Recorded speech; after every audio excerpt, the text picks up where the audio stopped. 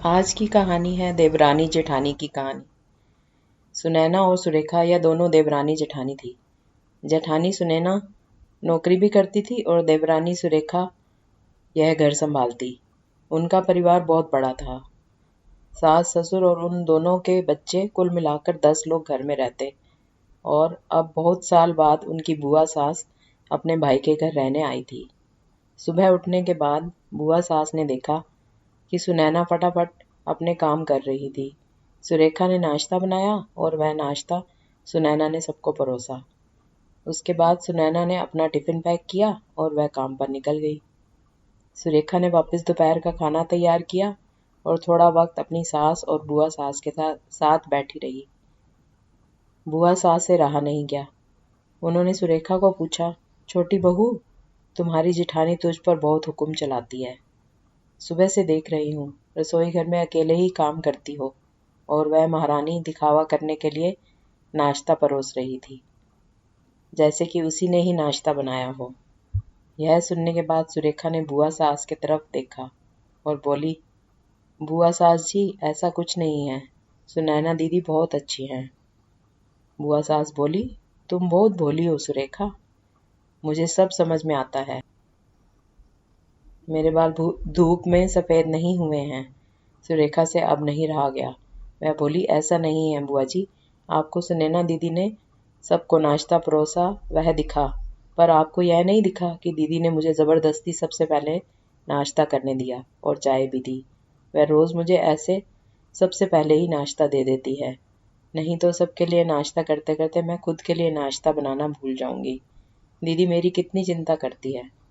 दीदी सुबह जल्दी उठकर मंदिर साफ करती है, फूल सजा कर रखती है और मुझे उनके 1 घंटे बाद उठने के लिए कहती है।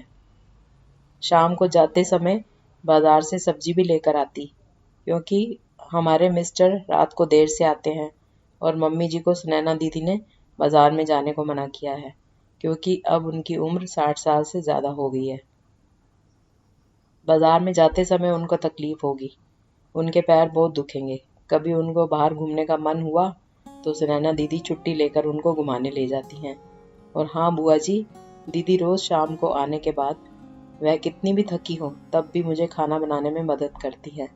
वह मेरी बड़ी जेठानी ज़रूर है, पर मुझे अपनी छोटी बहन ही समझती हैं और मैं उनको अपनी बड़ी बहन समझती हूँ। यह सब सुनकर बुआ सास एकदम चुप हो गई। उनकी चुगली सुरेखा के आगे टिक नहीं पाई। शाम को सुनैना सब्जी की थैली सुरेखा के पास देते हुए बोली, सब्जी के साथ तुम्हारे मनपसंद लेखक की किताब भी उसी में है। यह सुनकर सुरेखा खुश हो गई। सुनैना को थैंक यू बोलकर सब्जी की थैली किचन में रखकर वह अपने रूम में चली गई। उतने में बुआ ने सुनैना को आवाज़ दी, बड़ी बहू, ज़रा यहाँ आना। वह बोली, सुनैना तू इतनी मेहनत करके कैसे पैसे कमाती है और ऐसे फालतू में किताब खरीदी करके मुफ्त का खर्चा करती हो, वह भी अपनी छोटी देवरानी के लिए। वह ऐसे भी घर में बैठकर करती क्या है? तुम दिन भर मेहनत करती हो और वह घर में आराम करती है। इस पर सुनैना हंसकर बोली, क्या बुआ जी, आराम? और सुरेखा, उसे तो कहने पर भी वह आराम नहीं करती। सुबह उठकर बेचारी काम करती रहती है, सबका मनपसंद खाना, मेरे और उसके मिलाकर 4 बच्चों का टिफिन, सब वही तो करती है और तब भी उसके चेहरे पर हमेशा आनंद दिखता है।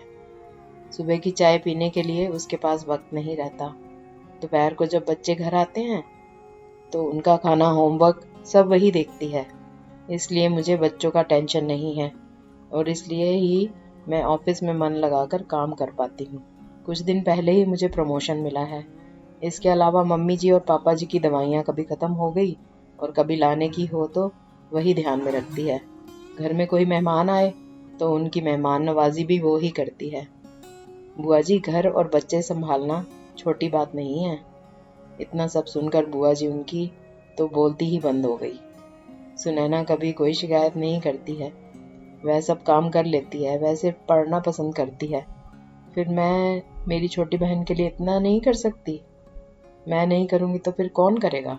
इतना बोलकर सुनैना अपने रूम में चली गई। यह सब बोलना सुनैना की सास पीछे खड़े होकर सुन रही थी। वह बुआ के पास आई और बोली, जीजी, यह दोनों देवरानी जेठानी ज़रूर हैं, लेकिन इनका रिश्ता 2 सगी बहनों से ज्यादा पक्का है। मेरे घर की मजबूत दीवारें हैं ये दोनों। पहले मैं भी एक बुरी सास थी, हमेशा इन दोनों में झगड़ा लगाने का प्रयास करती थी, पर यह दोनों के प्यार के आगे मैं भी हार गई। वैसे भी झगड़ा लगाकर नुकसान तो हमारे ही घर का होगा ना। पर यह बात बुआ को समझ में नहीं आई। रुदन करते हुए कमरे से बाहर चली गई, क्योंकि उन दोनों में झगड़ा लगाने के लिए ही वह आई थी। पर सुनैना और सुरेखा, इनके जैसी 2 समझदार देवरानी जेठानी के बीच झगड़ा करवाना बहुत मुश्किल था।